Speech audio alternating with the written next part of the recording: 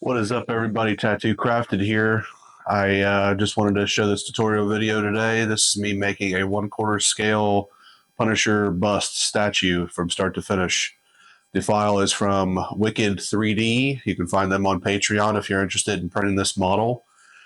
This is not sponsored or anything like that. I am a subscriber to their Patreon and I print a lot of their statues. This one was for my personal collection. Um, so, yeah, let's just get into the video.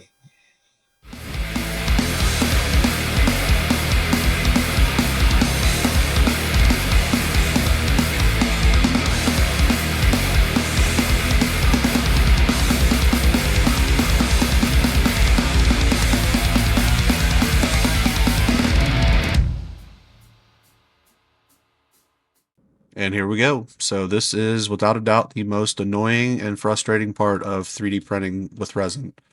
After the prints come out, you have to snap the supports off. Then I put it in my wash station, which is isopropyl alcohol, and it just spins around in there, cleaning off any excess resin off of the print. Then I take it out and I start cleaning it. Um, I do that roughly at first with just an X-Acto knife. Once I get everything off of there that I feel like I can get or that I see at the time, then I stick it in my cure station, which is the fun little microwave looking thing that you just saw. And that fully finishes curing the print. Once I get it off of that machine, then I can actually go through and start sanding and using the X-Acto knife. Like here, I'm feeling around with my fingers to see if there's any little nubs sticking up off there from the support so I can sand them down. Cut them off with the X-Acto knife first, if they're sticking up off there really far, and then I go through with the sand, like some kind of sanding tool. Like right now I'm using that little like nail file. Sometimes I'll use sandpaper. Just depends on what it calls for. But yeah. So once you get to this point, you get everything all cleaned off, nice and smooth. Then you're ready to start primer painting.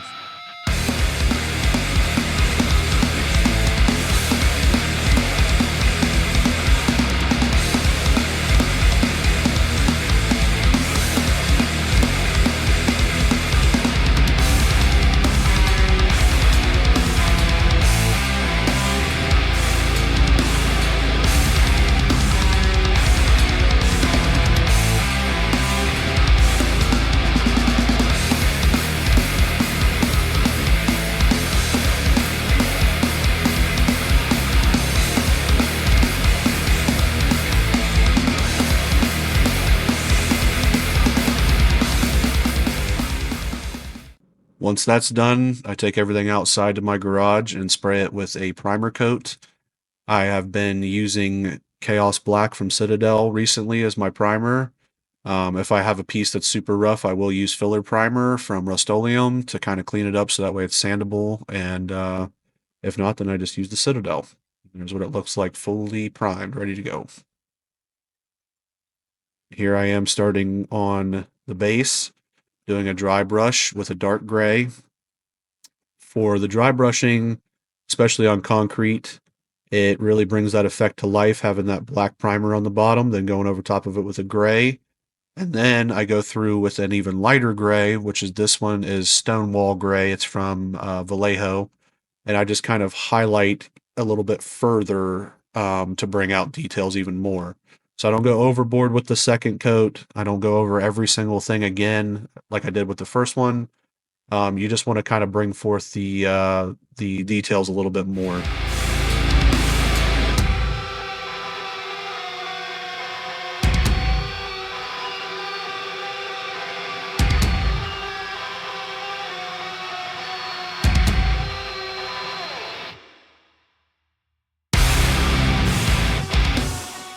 And here I'm going to start painting the ammo can. So this like OD green, kind of darker green color I mixed myself. I didn't have a green that would work, so most of the time I just use like I have a lot of just primary colors, and then I'll mix and make my own color. You can buy pre-made colors in every single shade that you would ever want, but to me, I just mix them because I'd rather have a bunch of primary colors and make my own colors. It's not a big deal. So with the ammo can, I did it all with the OD green kind of color. Then I did a dry brush over top of the lettering that's sticking up on the side with like some silver. I also added some rust to it as well, just to kind of make it look like it was a beat up old army, ammo 10 that was sitting outside. I didn't want it to be boring and just be green. So, um, with the rust effect, I use Dirty Down.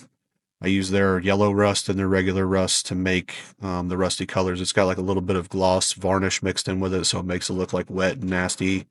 It's a pretty cool effect, pretty cool paints. Um, and then for the strips of actual ammunition that are sticking out, I used a mix between red copper and regular copper to kind of do as a base layer. I then ended up brushing over with a wash to kind of make it look dirty and kind of bring the tone down a little bit, so it was still metallic but not super. And for the little casings on top of the one brick there, I ended up just using some gold. And then I did the same thing with the wash over top of that as well, just so that way it would like kind of look like kind of beat up and aged. So here I'm doing the rust effect, brushing it on, and then I use a sponge to go over top of it with the lighter rust tone. Spray it with a little alcohol to make it runny. Dry it up a little bit.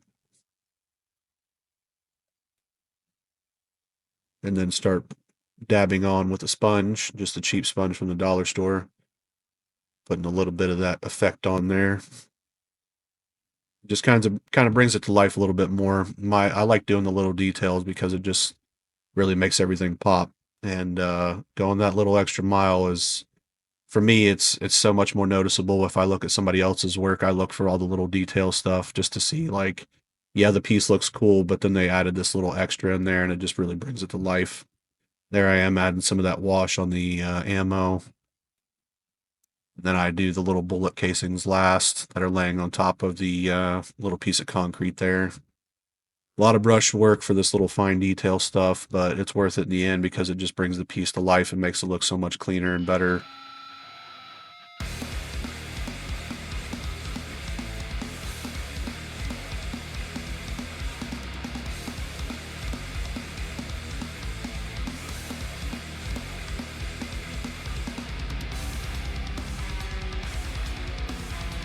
Doing up a little bit of touch up around the ammo where I got some gold on the brick there.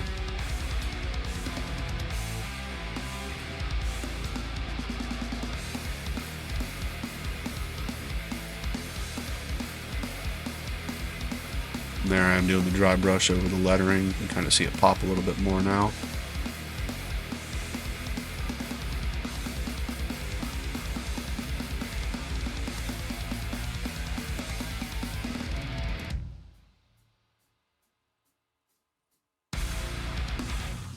And that's a wrap on the base. And here's a little bit closer view of it.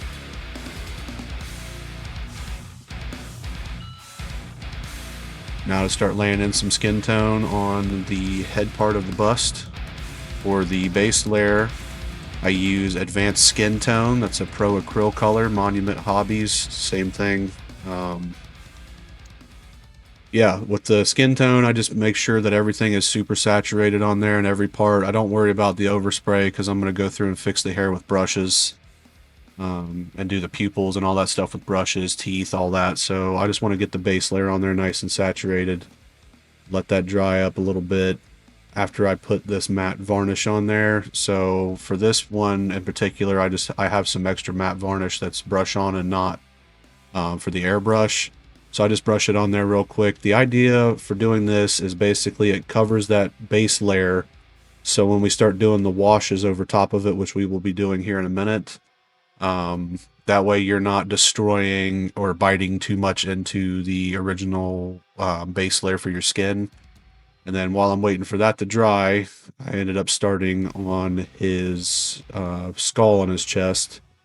I was going to airbrush this on, but I didn't want to tape everything off. I figured it would be fine just to brush it on. I ended up having to do about 3 coats, I think, total, just to get it fully dialed in. So there was no brush strokes or anything like that in there. And that way it looked nice and clean. Because obviously for this, you really want that to pop. With his bodysuit being black and the skull being white, obviously everybody knows this character. That's the super iconic part of this character, is that super contrast from his black costume and his super bright white skull on his chest. So I just figured, why not? I'll just brush it on and it'll look cool. So I ended up going that route. This was the first layer, and I ended up going over it, I think, at least one or two more times total.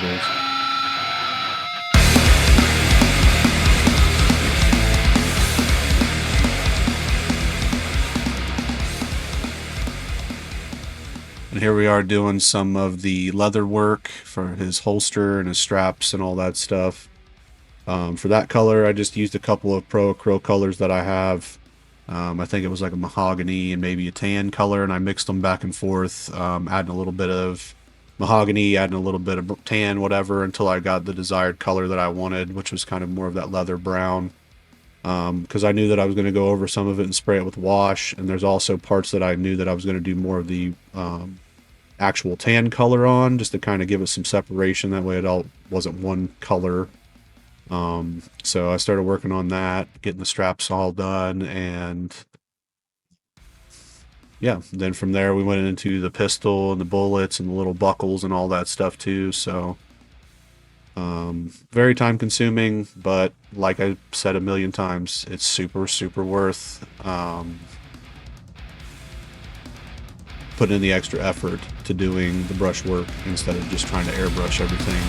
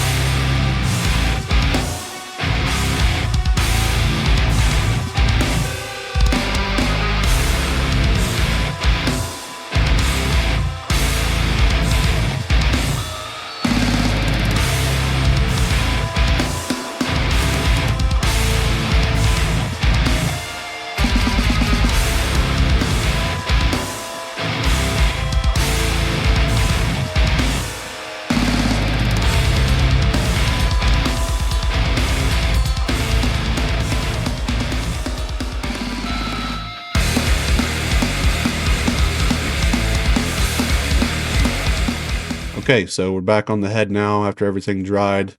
Right now I'm putting on a yellow wash. That's a Citadel wash. And then I quickly use a makeup sponge to start absorbing that back off of there. So the idea is you're not trying to have it be yellow. You're trying to stain it with a yellow tint. So that way it kind of warms the flesh tone up a little bit. And then there's some spots and crevices and stuff that are really hard to get into. I might use the brush, put a little water on there, mix it around to try to get it to lighten up some. You don't want this yellow to bite into it too much. After we do the yellow, we go into a red wash here. Do the same exact thing again, but with the red wash, I don't blot off every single bit of the red. I try to leave a couple little streaks, and then I spray it with isopropyl alcohol, and it gives kind of that like busted blood vessels under the skin, vein kind of look, you know. It just kind of adds a little bit more to the piece. I think it really makes it pop and look cool. Each time that I'm off screen here, I'm actually turning around because I have my hair dryer that I use for, you know, for a lot of, like, to try to heat up and dry the paint quicker if I'm working on something. I don't want to wait for it to dry on its own. So if you see me off frame here, that's what I'm doing. I'm turning around to the other side there on my other bench and using my hair dryer for that. So that's after the red wash there. I do each ear and each side of the neck individually because I didn't want it to dry too fast. And if I put the wash on everything all at once and try to blot it off, it was going to be too much to deal with. So I just did one side at a time after I did the bulk of his face there. Once I got it to where I liked that, Start adding a little bit of these flecks on here, which is just kind of, like a moles or like imperfections in the skin, stuff like that. And then I flick them on there with the brush real quick, and then I kind of use my other brush as a wet brush to kind of bring them down so they're a little bit more transparent and not super opaque on the skin. I don't want it to be too much, just subtle. And obviously, we're going to be spraying over this a couple more times, doing a little bit more detail there so far.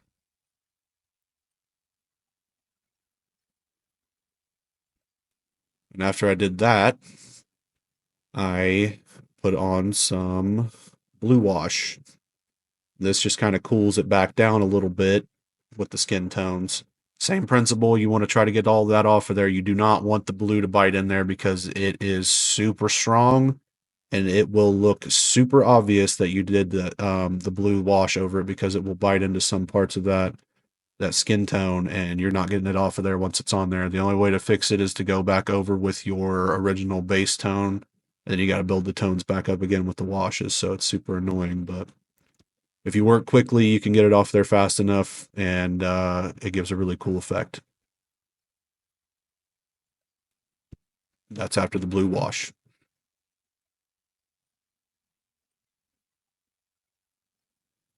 And after the blue wash, I start doing some like flesh washes.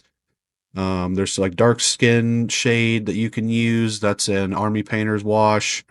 The other skin wash I have there is pretty similar. It's also from Pro Acryl, just a flesh wash. And then from the top there, I sprayed a little bit of highlight of a different lighter skin tone. And then I kind of darkened it back down a little bit because it was just a little bit too much. When working with skin tones, it is very time consuming and you can sit and tinker with it all day long, go back and forth, and you just kind of keep working in the different tones, the different washes, until you get the finished product that you're happy with. My best advice is if you're painting this stuff, do not go overboard and do not sit there and nitpick every little thing and keep thinking, oh, once it dries, I'm going to add this. And if you keep doing that stuff, you're going to end up with a product that you're not happy with. At a certain point, when you're doing any art, you need to know, okay, enough's enough. This looks good. Have faith in the process. And especially when you start putting it in with all the other pieces of the statue, it'll pop more. You'll notice it more. When it's by itself, it's kind of hard to see the end result because you're just looking at this one piece for so long. But just keep working it until you get to the desired effect and what you want it to look like, and then put it down. Work on another piece. Think about something else for a little while. Come back to it. More than likely, you're going to end up liking it. So. There's after all of the washes and some extra highlighting and stuff like that. And I'm adding a little bit more wash around the eyes and some of the crevices and stuff like that to give it a little bit of depth, that way it's not super flat looking. You don't want it to all be one tone of skin. You want to get the depth in there. You want to get the wrinkles and the expression in there. That's what really brings the statues to life.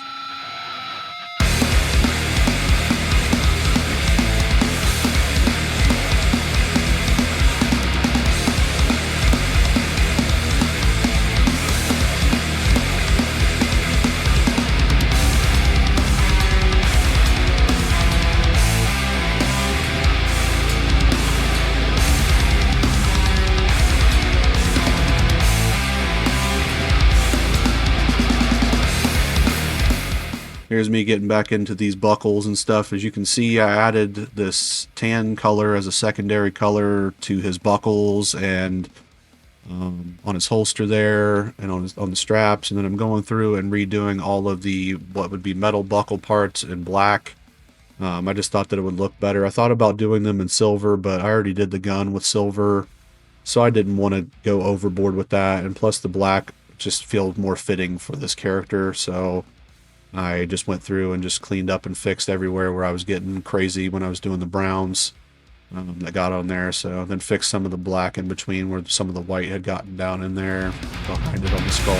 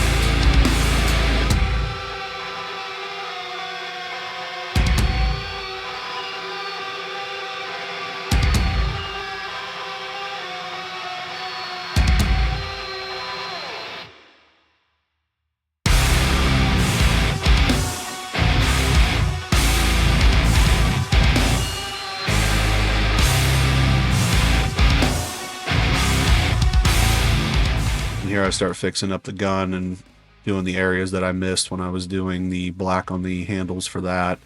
Did a little silver in those screws, and I actually used some panel line wash. Super good for getting in like deep recesses and stuff, and then you can wipe away the excess on the top. And when it dries down in there, it makes it look like there's depth to, like, you know, in the inside of the screw part. I use that quite a bit as well for like any kind of character, like with the Colossus statue. If anybody's seen me do that one, I used it for all the recesses in the metal, and then just wiped it away. Same thing with this, and then I just kind of go through with some silver and touch up like where the little metal parts on the holster would be, the little buckles there that hold it together and stuff.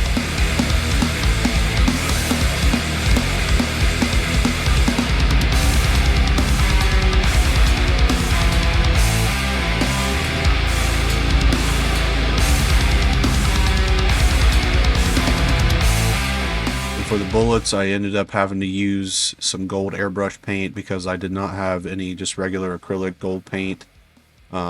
Super frustrating, and you know, it's hard to work with because it's super watered down, but it turned out all right. The effect looked cool, so at the end of the day, that's all that really matters.